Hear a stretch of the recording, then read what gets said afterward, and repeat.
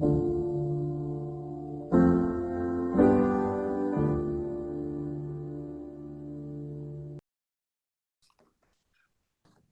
everyone, and welcome to another episode of the Compelling Conversations podcast. Today, I'm joined by Malik the Blond. Malik, thanks so much for being here. Salam alaikum. Walaikum Thanks for salam. having me. It's an honor. Yeah, I'm real happy to have you here, man. This is a long time coming. And dude, Assassin's Creed Mirage came out yesterday. And I was just thinking about it. I'm like, damn, when I was a kid, I like loved all the Assassin's Creed games. And now when this one released, it's like, oh, like whatever. I could care less type of a thing. Maybe a casual glance, but that was about it. And such an interesting thing, things that you're compelled to as a child, you kind of grow up and you're like, it's just gushers. They don't really taste that good type of a thing. So what I have a question. What actually made you what was your whole obsession over Assassin's Creed as a child or gaming as a child? Like what was your interest in games in general? Your Good genres and whatnot. question. Good question.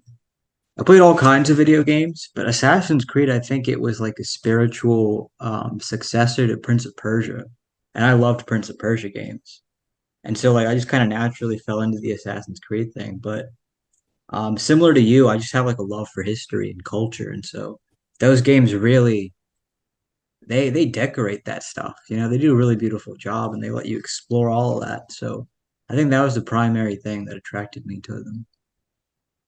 Yeah, And but the I mean, video storyline games in basically. general, man. Yeah, yeah, storyline for sure. But there was another thing I wanted to point out, which was I've heard people say like, "Damn, like I'm so glad I never grew up playing video games." And I look at that and I get kind of confused. Like, okay, to them, like, yeah, like to you, like, all right, cool, if that's your opinion. Yes.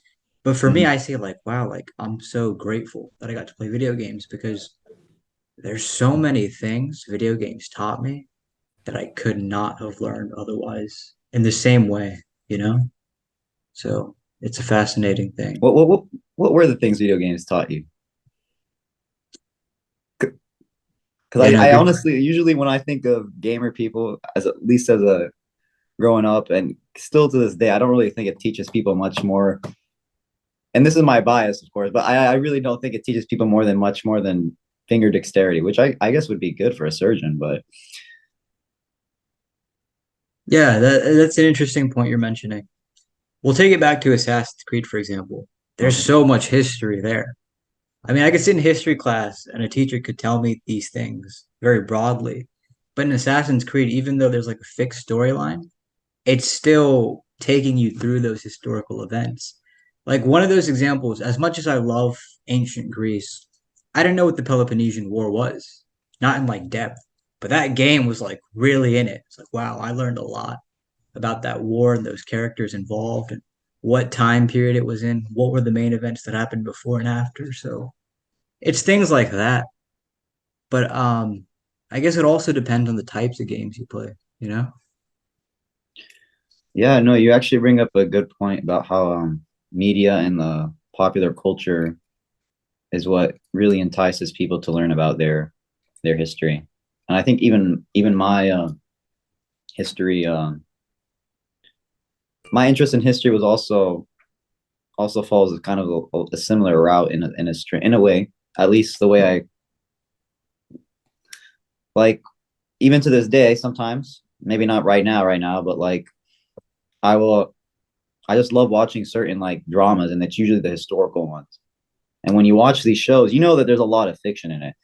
I mean they have to put it to sell the story, but it does cause an intrigue. It causes an interest into reading more about it, right? You'll pull up the Wikipedia page at the very least once you hear certain references, once you hear certain names, certain dates, certain events. So it's very interesting, and I think that's actually I think that's something we as Muslims could do a lot more of to put to tell our stories, right? Do a lot of like these films, you said the video games, maybe even uh, to glorify or to uplift our stories. Because quite frankly, I think real life is a lot more interesting real life events. What happened is a lot more interesting and a lot better scripted than anything a Marvel guy can come up with. And we have plenty of great stories in our history. Yeah, that's really that's a good point there, to be honest with you. Is there a particular show that you really gravitate towards a lot more than others? Yes, by far it would be the Omar series, Hmm. and it's actually a sirah, a story. It goes from the story of the Prophet alayhi salatu wasalam. It starts from there, and that's the bulk of the whole of the show.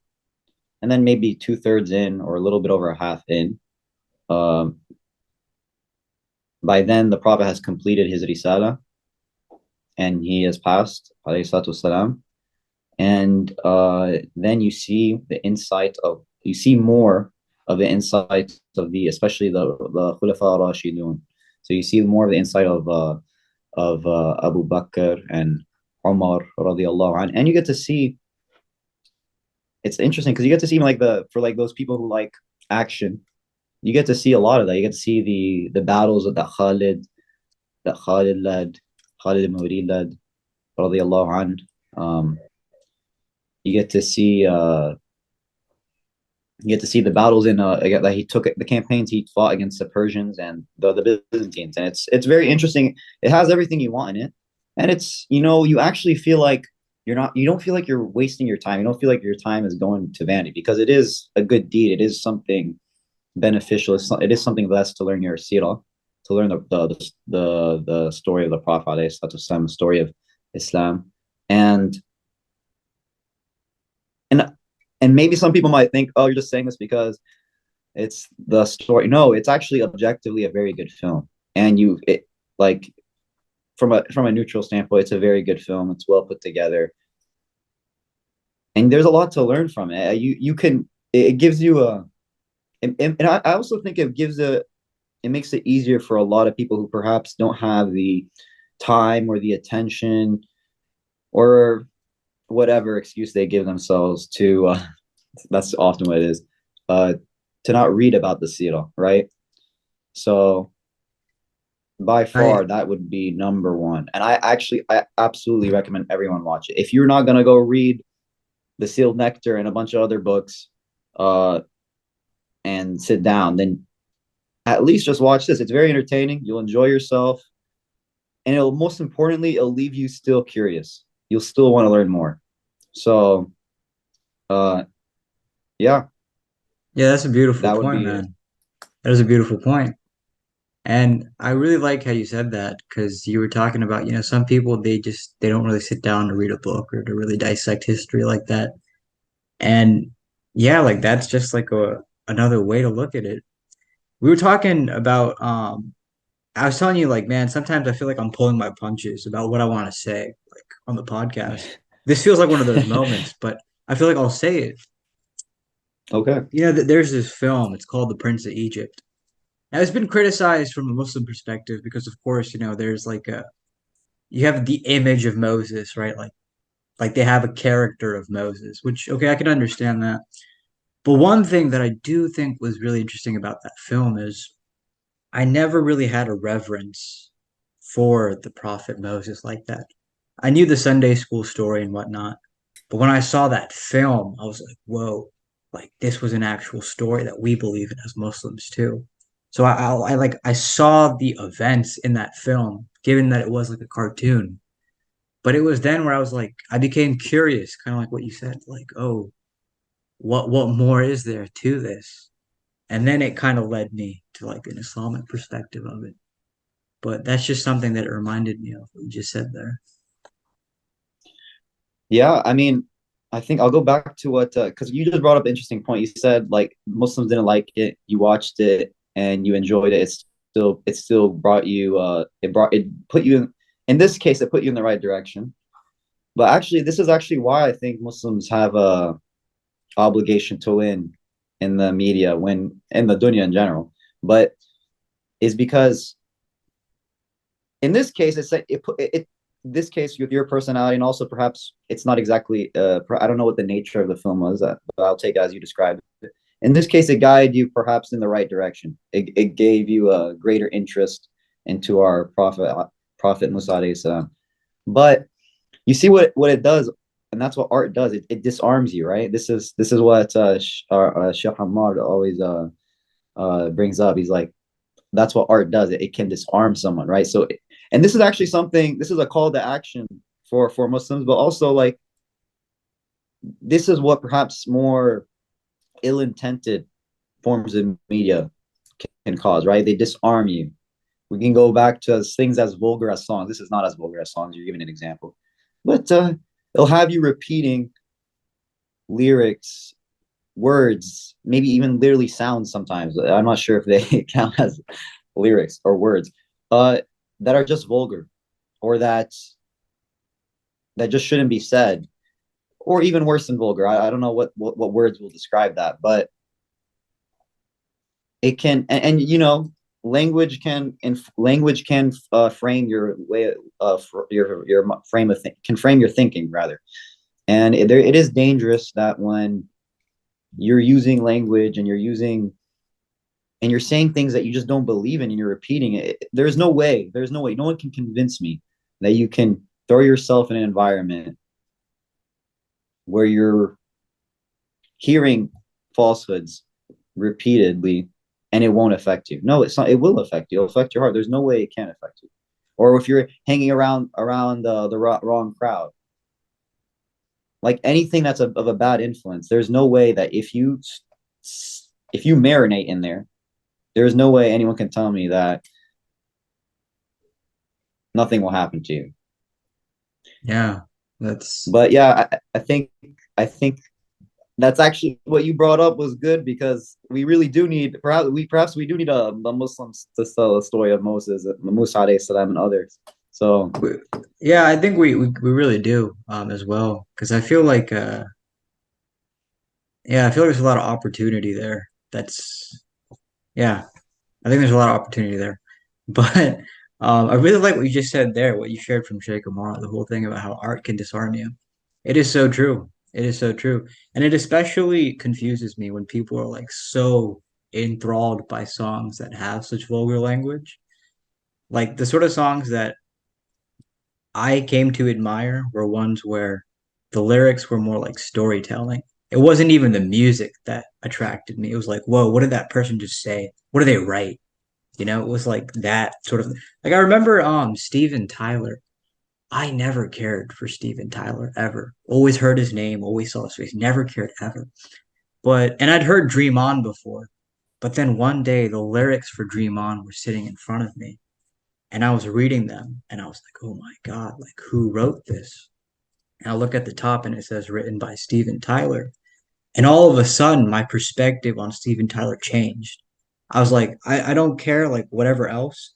The man that wrote this is really something here. And I bring this point up to mention that going back to what you were saying, the reason it's so important for Muslims to take on that initiative is because you could create something and you don't know what sort of effect it has. People could look at it like, oh my God, I can't believe this. This is something insane, but in a good way. yeah, and we don't want people to tell our stories for us. Yes, yes. That is, oh my God. That is So yeah, that's the thing right there. We don't want other people to tell our stories for us. Damn. That's deep, man. Where did that come from? I don't know, bro. I don't know how deep that is, but like it's just I mean there's a theme. I mean you don't want people to tell your own story for you. You don't want people to raise your own kids, aka perhaps public school. I mean, now like people, there's a big movement against public school because, but yeah, there's just a lot of things you just are too precious to let other people control. Like your own narrative, your own belief, your own religion is not something you want to be taught to by a Yale professor or a Hollywood writer, or it's a bit too precious for that. So Yeah. And I really like this, man, because it goes back to what we're saying. The reason why it's so important for Muslims to kind of have a presence, because yeah, you don't want others to tell your story for you. And I mean, that's what art is. That's what literally all of art is. It is a person telling their story. So it's like, I think we need more of that. Yeah, I think we didn't. Yeah, if it's if as long as we're not imitating those that came before us or imitating those that we're trying to compete with, I, of course we definitely need a lot more of it, and I enjoy it. So it definitely, like, I can talk about other films that, quite frankly, like, if I didn't watch those, I might be watching something else anyways. There's like an opportunity cost, and so watching like the Omar series, watching like there's even like other Turkish ones, watching those ones, those films. Although I'd rather not be watching any film in general, I'd rather be doing something else more productive. But again, it's better that I get it from people who share my own values. So yeah. Yeah, I like it, man. I like what you said. So I did want to ask about your books. Yeah, like you talk about them a lot, so I wanted to know, like how, what was the whole point? What was your mission with them? Hmm. Well, it's funny you say that because I don't actually talk about them a lot. I was thinking about this. I'm like, damn, I really don't talk about them. But thank you for asking. I do appreciate that. The mission, I think there was a lot of intentions behind creating them, but I guess one of them was just like I wanted a piece of me out there in the world. Of course everything is temporary. Of course everything in the world dies, but it's like perhaps when I'm gone, this one thing will remain for a little bit, and maybe it will say something about my story, so to speak. So I think that was one of the intentions. But I was actually really drawn to just, the characters in it as well. Achilles, Alexander the Great, and Mehmed the Conqueror. And then the other book's like a poetry book. So So what historical figures were you most drawn to as a kid? And what actually, perhaps let me ask this. What was your initial reason, perhaps not reason, what got you into the whole history mess? Let me put it that way, in plain English. What drew you to it? The rabbit hole that is history. it actually might be Fatih Sultan Mehmed, Mehmed the Conqueror. When I was 4, one of my aunts, she had bought me this it's like a VCR or whatever those things are called. One of those old movie tapes or whatever. She bought me one of those, and it was actually a cartoon film on him in English. And so I would watch that thing as a kid, and I think that was a huge On influence, to be Mehmet. honest with you. Yeah, yeah. Okay, So Al-Fatih. probably that, yeah. But also, just growing up watching different films, playing different video games, TV shows, even you mentioned, like the Turks and whatnot. All that stuff kind of factored into it. Yeah. Yeah. I think I distinctly remember. I think I was like, it must have been 5 or 6 actually. It was similar to you. It was on VCR as well, and it was the Lion of the Desert. Mm. Lion of the Desert. Are you familiar with that film? Yeah, Omar Yeah, Mukhtar. Omar Mukhtar. Yes, and I still remember. I still remember. I watched it with my dad, so I have a very there's an emotional attachment there. Uh, I remember just looking at them. I'm just thinking like those are my people. Like that's me in that story. And yeah, I also remember a line. I still remembered it as a kid, and it was like they are not our teachers. I think it was referring to Omar Mukhtar was bought a prisoner, I believe, if memory serves me correct. And the prisoner was brought to him, and the soldier or his or one of his commanders, under lower ranks of it, obviously, asked for him to just kill him, just summary execution. And he said verbatim, they are not our teachers. And I just saw the nobility. I was inspired by that nobility. You can just sometimes you can just recognize what is it's you can innately recognize what is nobility. And I innately recognized in this a sense of nobility that I wanted to associate with from a young kid. And and yeah, dude, I even remember like these things, they make your mind go crazy as a kid. So I even remember just, we used to play this game in PE. It was like a form of dodgeball, except that one side purposely had less people, right? One side purposely had less people. And but that side had a wall protecting them. That wall, it was like just a mat. So that wall could be brought down if people hit enough balls at the same time. But a lot of kids don't know that. So, kind of most of the time it just stood up there. So, yeah, I remember they called it Remember the Alamo. That's what they called it. So there, it's a play actually on Texas history. So that's nice. But no, I remember playing dodgeball, bro. All I could think was like, I'm Omar Mukhtar, or I'm like fighting for my grandparents' honor. That's like like that's all I could think of. And it was, yeah, that was nice. And it's crazy to think that line, that train of thought, and that emotional attachments just started off with like a simple, VCR. Yeah. Yeah, yeah, yeah. Dude, I really like how you mentioned that because it's such a beautiful thing. It's like, yeah, when I was a little kid and I'd play dodgeball, that's what I was thinking when I was playing. And it's like it makes me think like, oh yeah, when I was a kid, I used to think similar things like that too. Like I have to protect this and that for whatever reasons. This little story I'd make up in my head. It was really cool that you said that. Yeah. It's reminiscent of a nostalgic past in a way. Yeah. Yeah. And you saying that, that all goes back to a VCR. Again, it goes back to what we're talking about. The importance of that sort of a thing. The importance for all those people to have come together to make that film and for you to have seen it and for it to have an effect on you. It's a big deal. It's not a gentle thing. It's fascinating how an idea can do something like that to a person. Yeah. It really is. I mean, symbolism, ideas, hope. These are all things that move nations, move empires, destroy them, build them. Like these are not little things, right?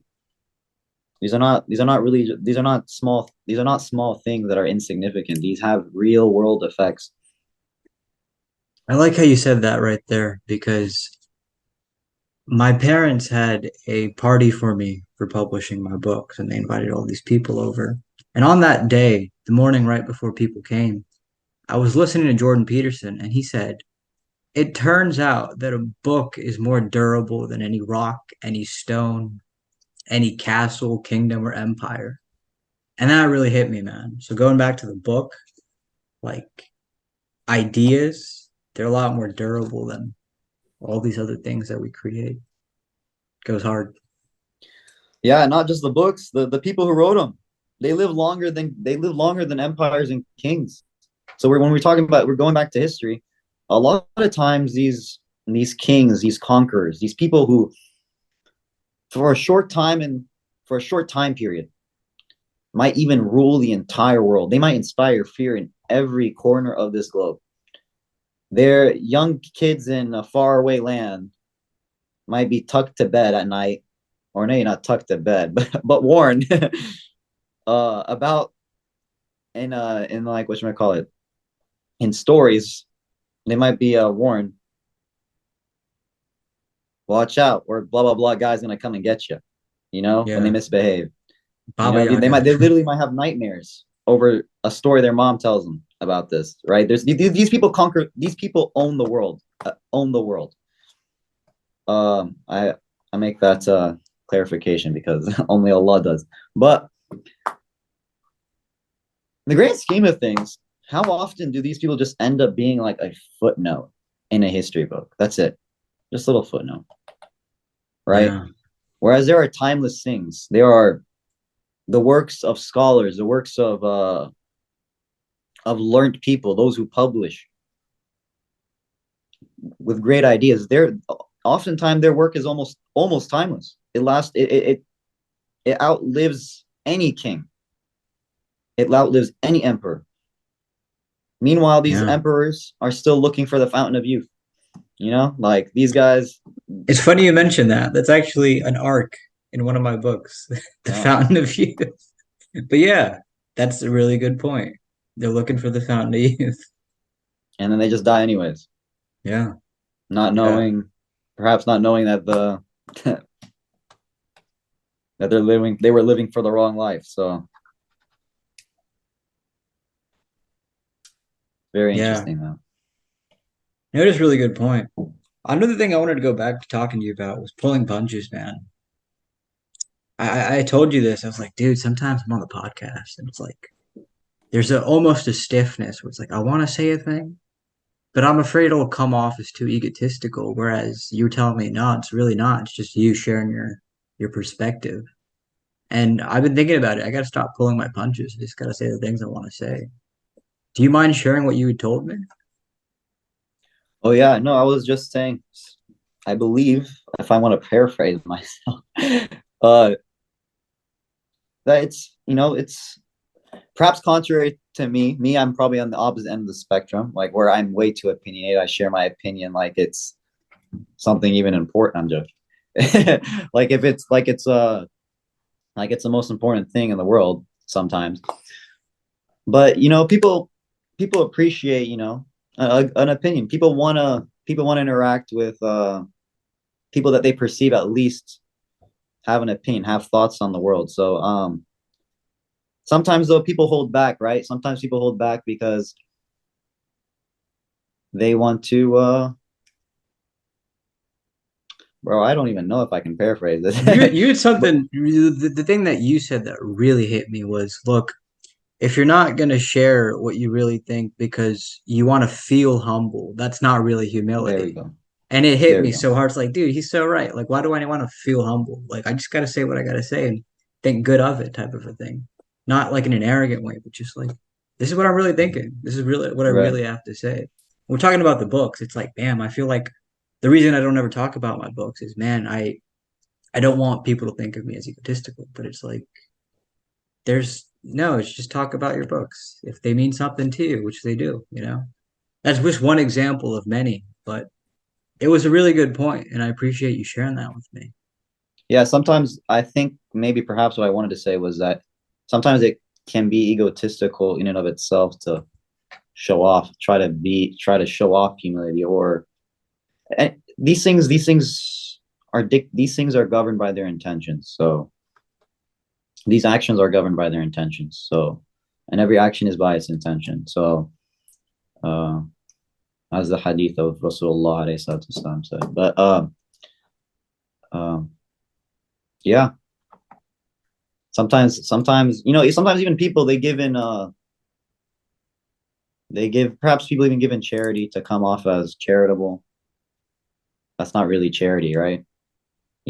Or even sometimes people are very greedy, but they give just a little bit, but it really hurt. That's what generosity is. That it hurt, right? So yeah, Well, this is virtue making me signaling think. is never the goal.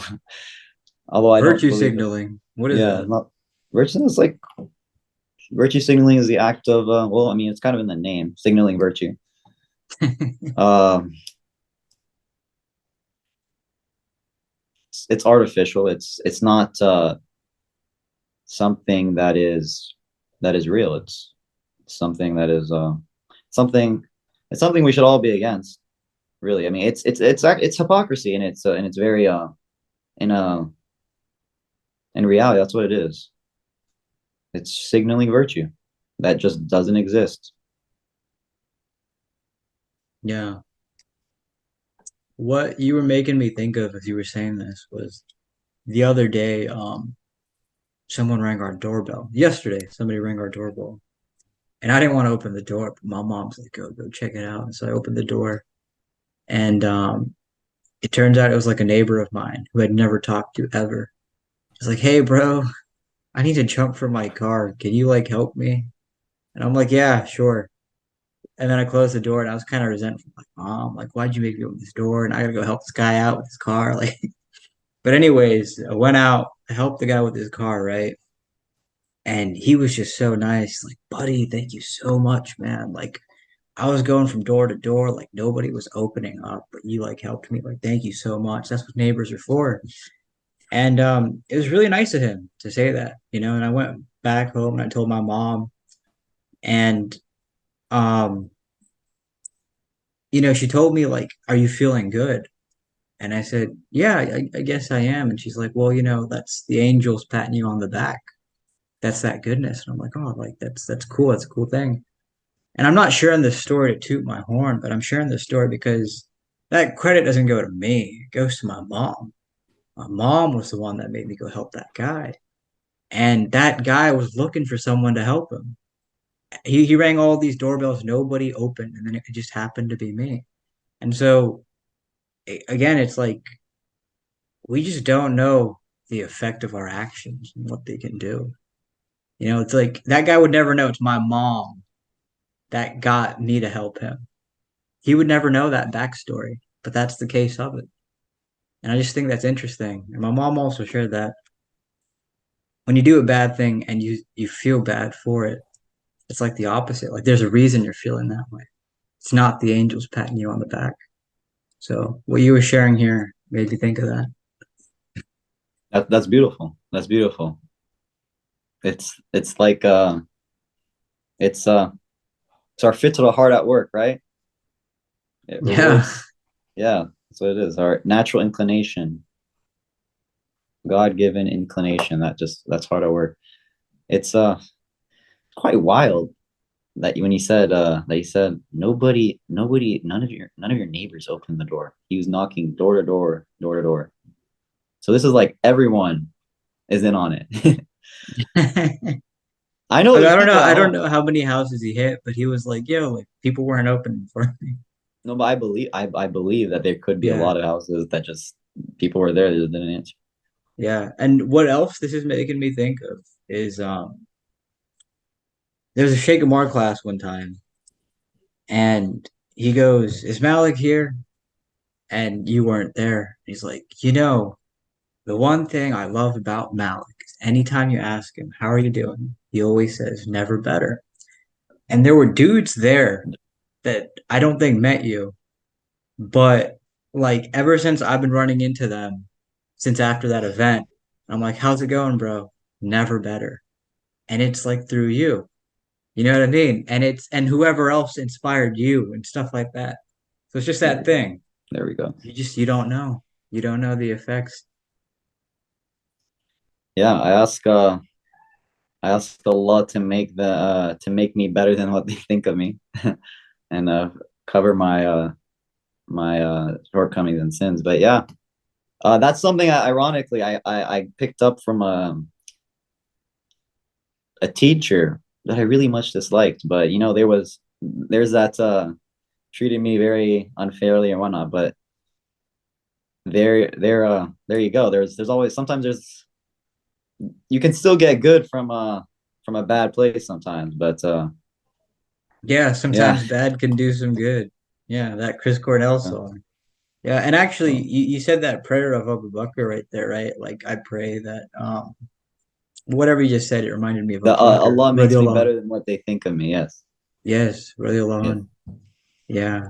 Um, dude, I can't believe that I met you in Austin, just by the way. Can't believe that. It's kind of wild to me. Yeah, actually, it's funny because I think a lot of the people that so many of my friends actually now, yeah, now you bring up to it, like my best, all of my, effectively almost all my best friends, my closest companions, I have met outside the city of Houston. They live in Houston, and Wild. it's wild. No, travel. When you're traveling, friends come just easier. I don't know. People's people's guard are down. I don't know what it is, but but yeah, no, all so many of like literally I can list them like people who have like a who've had such a profound impact on me, especially over the last 5 years. I've all met in while traveling, and I'll like literally I'll name them like brothers that have made me much better than I am, and they're much better than me, and they're and also like Bila, like I'll name them like Bila Salama, Muhammad Rafat. I think you had him on. I had both of them on, Hussam yeah. All Hussam three of them. Mansour. Yeah, you also had him, and then you had and then Olsi as well. Yep. Olsi, and I feel like I'm forgetting someone. Maybe I am, but yeah, these brothers I met while traveling, and every time I meet them, they leave a good imprint on me, and they're not afraid to push me in the right direction. But also, when I'm in their company, we unite over what is I feel like we always I feel like I'm a better person, but I also my interests, my ranking of importance of whatever it is gets better calibrated to what actually matters when I'm around them. Like my goals, even my goals in life. Whenever I'm around them, it's better. What I want to do at that moment is better calibrated. It's a better. There's a better priority. So yeah, and yeah, it is funny, right? It was right after COVID, correct? Yeah. Yeah, COVID. It's like a renaissance of its own coming out of the pandemic.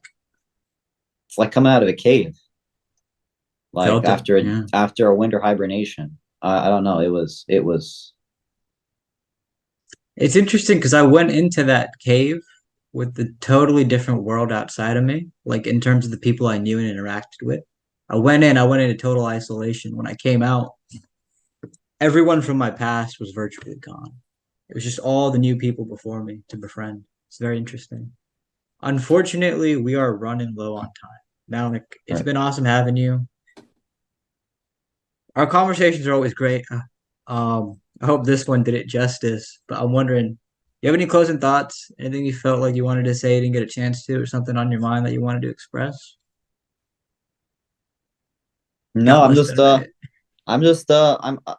I mean, I could talk a lot, but it'd be a whole nother podcast. But We gotta have no, one. it's been a pleasure uh talking to you. You're a good listener, you're a good inquisitor, and it was nice to hear some of your own thoughts too. So that Yes, was thank you for asking me.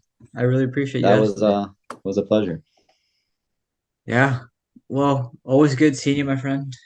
Yeah. Okay. I suppose until next time, eh? Inshallah.